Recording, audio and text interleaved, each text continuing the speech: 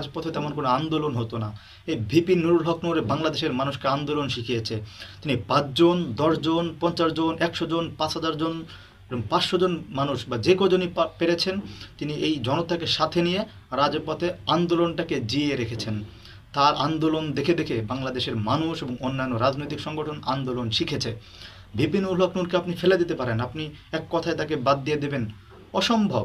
রাজপথের প্রত্যেকটা জায়গায় ভিপি নুরুল হক নূরের পদচারণা রয়েছে, আপনি তাকে চাইলেই বাদ দিতে পারবেন না।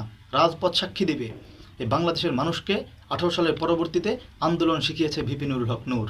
আমরা কেন তাকে মানি? আমরা জানি তার ভিতরে নেতৃত্বের গুণাবলী রয়েছে, তার ভিতরে একটা আদর্শ রয়েছে। তিনি এই তারুণ্যের স্বপ্নদ্রষ্টা, তিনি নতুন বাংলাদেশ বিনির্মাণের স্বপ্নদ্রষ্টা। তিনি দেখিয়েছেন কিভাবে আন্দোলন করতে হয়। এই যারা ছাত্র উপদেষ্টা রয়েছেন বা যারা এই সমন্বয়ক রয়েছেন, যারা এই গণ অভ্যুত্থানের নেতৃত্বে ছিলেন, তাদের গুরু ভিপি নুরুল হক নূর। তারা বিভিন্ন সময় এগুলো স্বীকারও করেছেন যে